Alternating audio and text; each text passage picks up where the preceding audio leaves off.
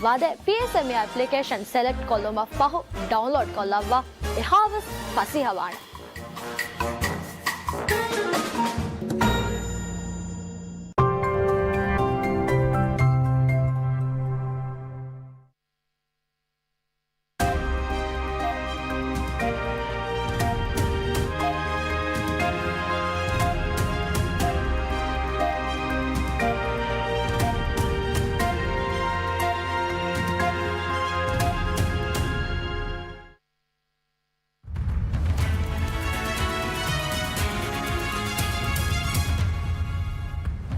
Making headlines this hour, Minister of Defence Mohammad Ghassan Mamoon reveals that the introduction of the Air Corps, an initiative of President Dr. Mohamed Muiz, has led to a significant reduction in unauthorized vessels entering Maldivian territory. Work commences on the establishment of a bonded zone for the storage of essential food items free of duty charge at the Hitatu commercial port in Addu city.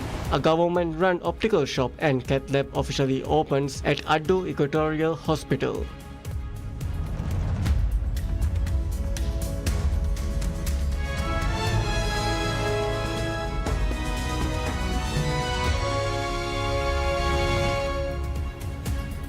Bismillahirrahmanirrahim. Assalamu alaikum and welcome to PSM News in English with me, Abdullah Ahil. And now the news in detail. Minister of Defense Mohammad Ghassan Mamoon reveals that the introduction of the Air Corps, an initiative of President Dr. Mohamed Muiz, has led to a significant reduction in unauthorized vessels entering Maldivian territory. Speaking on PSM News' program, Minister Ghassan emphasized that the Air Corps has ensured substantial progress in guaranteeing the security of the Maldives' maritime boundaries. He noted that this enhanced surveillance has resulted in a marked decrease in illegal maritime incursions. The minister stated that in accordance with the policies set forth by President Dr. Mohamed Muiz, efforts are currently underway to establish air stations in both the northern and southern regions of the Maldives. He noted that the first ever MNDF air station was established in Gan Addu Atoll in November last year. Operations are now being conducted from this facility daily, enabling surveillance operations across the southernmost regions of the Maldives, extending up to 200 nautical miles offshore. The minister further announced that the development of the air station in the north is expected to be completed within this year. This station is being established in Funadu Shaviani Atoll. In the presidential decree to inaugurate the Maldives National Defence Force MNDF's Air Corps, the president mandated the Maldivian military to monitor the country's airspace and special economic zones. This initiative aims to protect and uphold the Islamic faith, national independence, and the sovereignty of the island nation. Furthermore, an order has been issued to conduct all necessary operations using aerial assets within the territory of the Maldives and to ensure the continuous 24-hour defense and surveillance of the nation's airspace. Additionally, to effectively and sustainably fulfill the duties and responsibilities entrusted to the MNDF, this decree mandates the Maldives National Defence Force to establish and operationalize the first air station of the MNDF Air Corps. The MNDF Air Corps was established on the 15th of March 2024 by a presidential decree. Subsequently, on November the 5th, the President inaugurated Gang Air Station, the first ever air station of the National Defence Force. The government of the Maldives strongly condemns a deadly attack at a mosque in Islamabad's Taralai area, which took place during Friday prayers on the 6th of February and left many people dead and others injured. In a statement by the Ministry of Foreign Affairs, Maldives expressed its deepest condolences to the government and people of Pakistan, offering sympathy to the families of those killed and wishing a swift recovery to the injured. The Maldives reaffirmed its firm rejection of terrorism in all its forms, describing attacks on places of worship as assaults on humanity, religion, and shared moral values. The statement added that the Maldives stands in solidarity with Pakistan and supports international efforts to combat terrorism.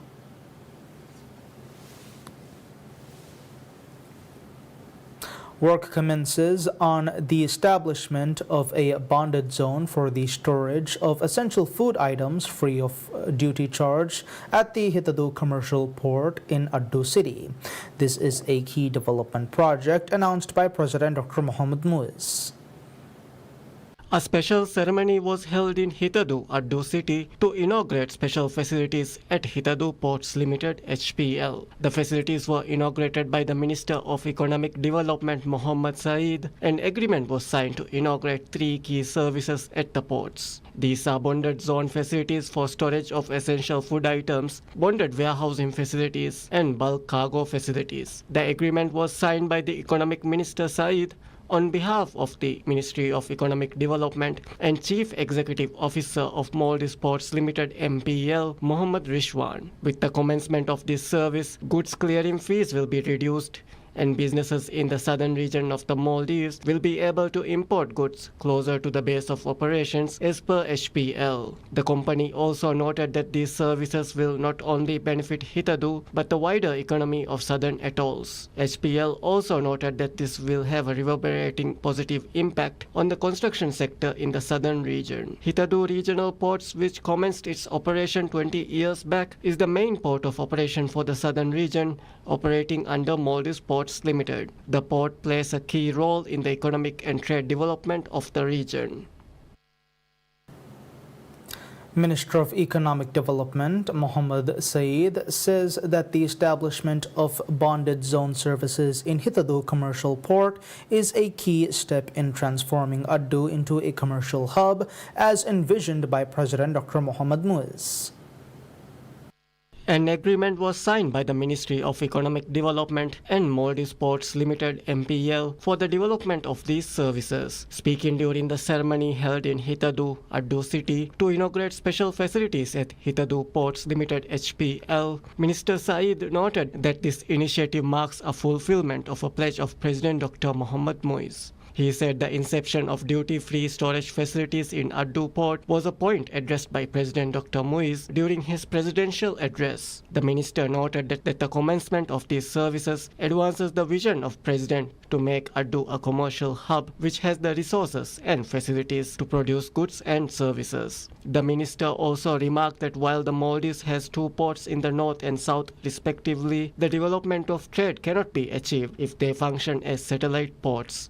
He said, for trade to advance, these ports need to be equipped with adequate facilities and resources. The minister highlighted a wide range of changes that may be required for the effective functioning of these ports, stating that they may include changes to regulation, changes to the law, or the development of more facilities. Reflecting on broader development across the economic sector, Minister Saeed described the relocation of Male Port to Tilafushi as a landmark decision, one poised to deliver a level of economic progress not witnessed in the Maldives for over 4 decades. The President confirmed that MPL will award the contract for the project's most critical initial component, a 125-meter international quay wall. He added that contracts covering the domestic port's relocation requirements, including the construction of a 2-kilometer quay wall, paving works, building construction, and the procurement of essential equipment, are scheduled to be awarded by mid-year. Once these works are completed, commercial port operations in the capital will formally transfer to Tilafushi on the 11th November 2027.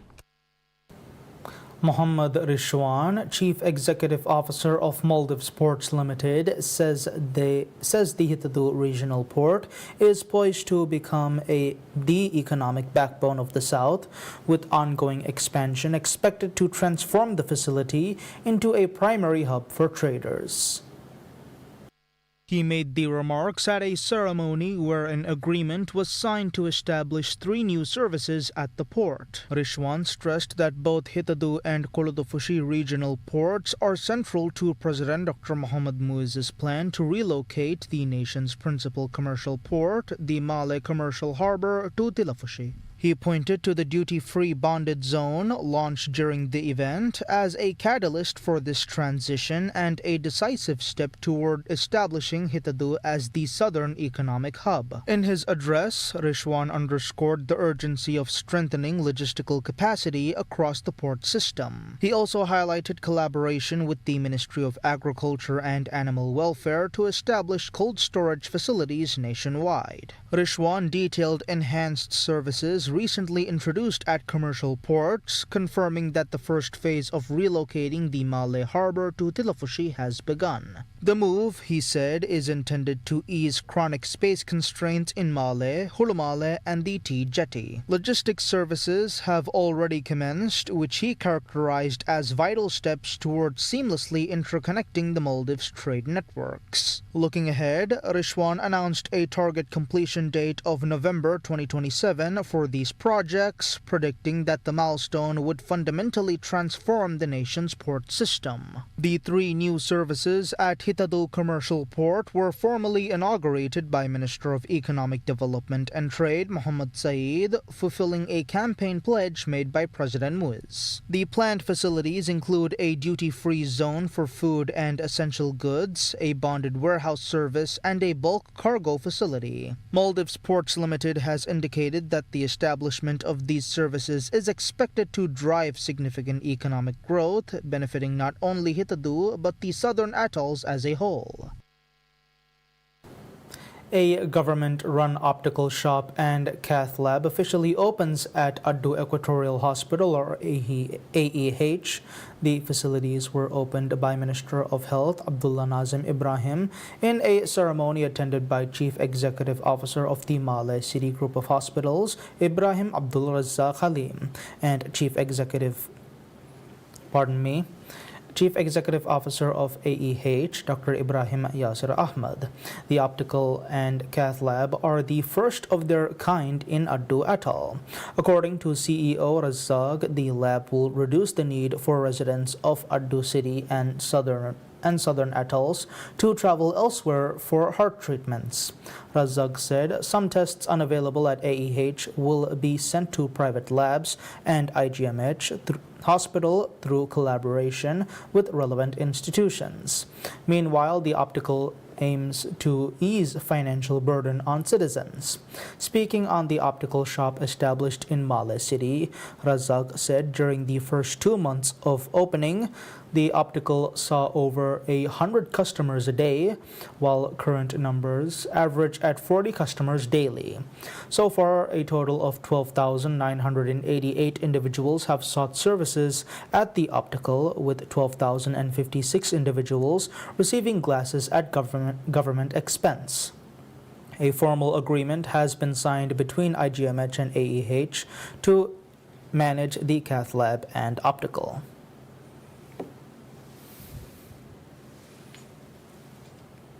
The Minister of Health, Abdullah Nazim Ibrahim, states that during the current administration's term, a revolutionary change will occur to Addu City's healthcare system as a result of government efforts to expand health services.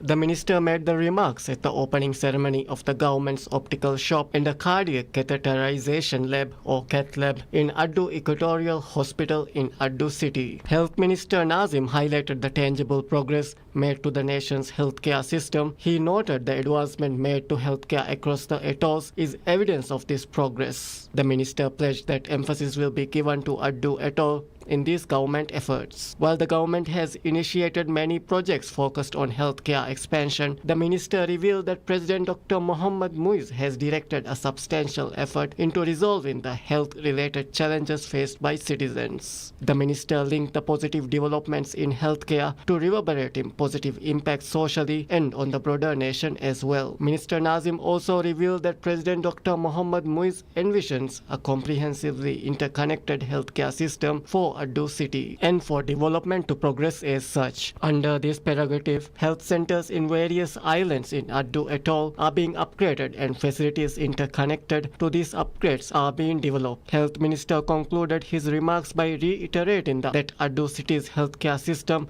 will undergo a transformative change. He disclosed Over the current administration's 5-year term, Ado City will witness a new chapter in healthcare with the inception of many new services and facilities. The two judges appointed to the nation's High Court are Abdul Rauf Ibrahim and Ismail Shafiu. Consecutively, Ahmad Niaz is appointed as a judge to the Criminal Court. The oath-taking procession was administered in the Supreme Court by its Judge Abdullah Hamid. Abdul Rauf Ibrahim attained his law degree from the International Islamic University of Malaysia prior to his appointment as a judge, having served the legal field for over 16 years. Rauf served as a judge previously in the High Court from 26 March 2011 to 31st May of 2022. Prior to being reappointed as a judge in High Court, Rauf held the position of Senior Legal Counsel for the Maldives Ports Limited. In addition to this, he also served as a legal assistant at the Attorney General's Office AGO, legal counsel of the State Trading Organization STO, and the assistant registrar for Maldives Civil Court. He also served as a legal consultant for the State Electric Company Stelco. Ismail Shafiu attained a Bachelor of Law in Cardiff University, the UK, while he has served more than 7 years in the legal field. Before being appointed a judge in High Court, he was serving as a judge in the Criminal Court. Before being appointed to a judge in the Criminal Court, he was a public prosecutor at the Prosecutor General's Office PGO, whereas Ahmad Niaz, who was appointed to the Criminal Court, attained a law degree from Villa College. With over 12 years of experience in the legal field, before being appointed as a judge, he served as the Chief Magistrate at Kaladu Magistrate Court in Lamu Atoll. He was appointed to the position on the 13th of November 2013. Hosni Mubarak, president of the Judicial Service Commission, announces that a planned new court complex would ease chronic space constraints and accelerate the resolution of legal cases. Mubarak, who also serves as the Member of Parliament for Manado, delivered his remarks at a ceremony marking the appointment of 2 judges to the High Court and 1 judge to the Criminal Court. In his address, Mubarak drew attention to the persistent challenges confronting the judiciary, noting that public debate has long centered on the slow pace of litigation. He observed that delays in court proceedings and the accumulation of backlogs have shaped the prevailing narrative. He stressed the importance of confronting the causes of inefficiency, noting that addressing the root causes of these delays and providing the judiciary with comprehensive resources is essential. Despite these challenges, Mubarak expressed confidence that the forthcoming infrastructure project would mitigate many of the judiciary's persistent difficulties. He confirmed that construction of the new court complex is scheduled to begin later this year. The ceremony also marked the induction of new judicial leadership. Judges Abdul Rauf Ibrahim and Ismail Shafiu were appointed to the High Court, while Judge Ahmad Niaz assumed his role at the Criminal Court. The oath of office was administered by Supreme Court Justice Abdullah Hamid.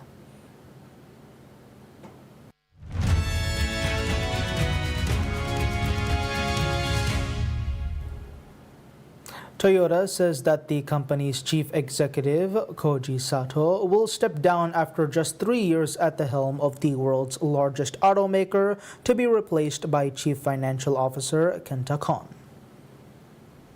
The reshuffle will see Sato take on the role of Vice Chairman and Chief Industry Officer.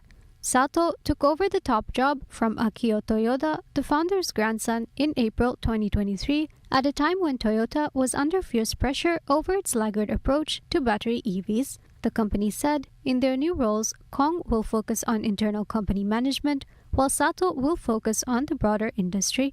Kong said he was surprised when he was first approached about the job in the middle of last month. Toyota was not involved in the decision, Sato said. The management change was not widely expected. Toyota made the announcement together with the release of its third quarter earnings, where it boosted its outlook for full-year profit by almost 12%, helped by weaker yen and cost-cutting efforts.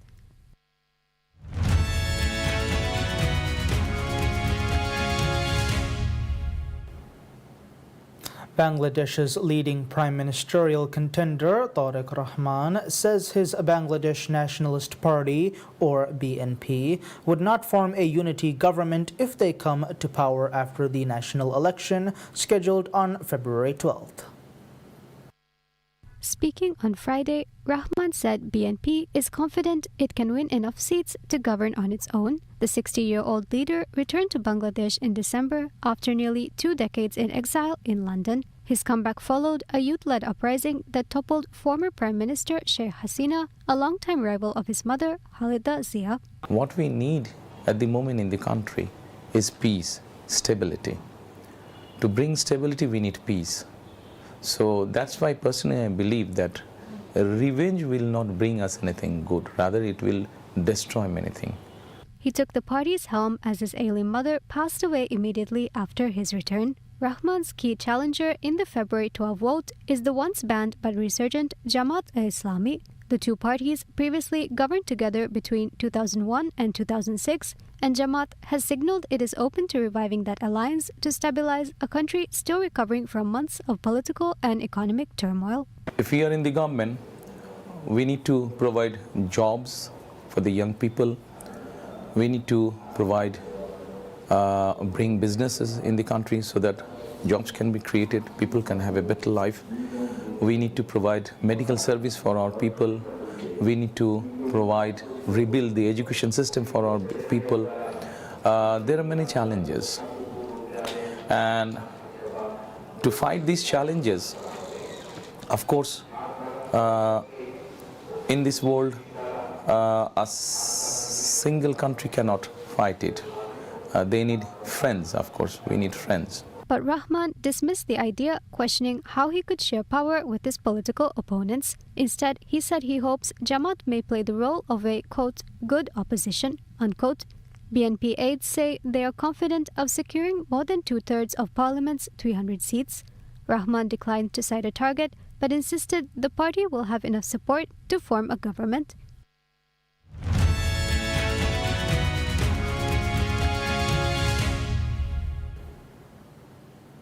James Rodriguez told reporters he is looking forward to playing for the passionate fans of Minnesota United as the latest headline signing posed for photos alongside head coach Khalid El-Ahmed. The Colombian midfielder described Minnesota as a well-run, established organization and stressed he is joining to contribute to the collective. El-Ahmed highlighted the blend Rodriguez brings: technique, creativity, and experience. So I think that addition of quality that James can bring to Minnesota with the technical, the creativity, and also the experience is actually a pretty good blend as we're evolving from, I was joking, Stoke City on a rainy Tuesday with flashes of Liverpool. I've always said that we're a group that are flexible and adaptable, and we always look for quality players, and that is what we're bringing in today. With a smile, the coach suggested the team's identity is evolving. Stoke City on a rainy Tuesday, he said, but with flashes of Liverpool. El-Ahmed said the recruitment moved quickly because both sides aligned, and joked he even sold Minnesota with beautiful weather and beaches. The 34-year-old former Real Madrid and Bayern Munich midfielder, who last played for Mexican side Lyon, has a guaranteed contract through June with a team option through December.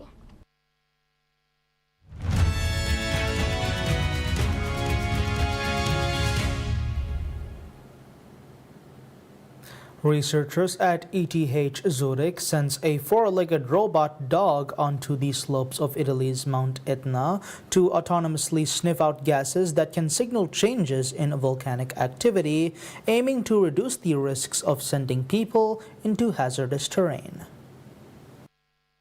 The team, equipped with quadruped robot Animal with a mass spectrometer built by Inficon, a Swiss-based maker of analysis instruments and sensors. This allowed it to identify gases while walking over crater rims, loose volcanic sand, and other rough ground that can defeat wheeled robots. The robot is also fitted with a range of sensing equipment and uses a type of artificial intelligence AI called reinforcement learning to help it learn and make decisions based on its environment. Generally, volcanoes are very unpredictable environments, right?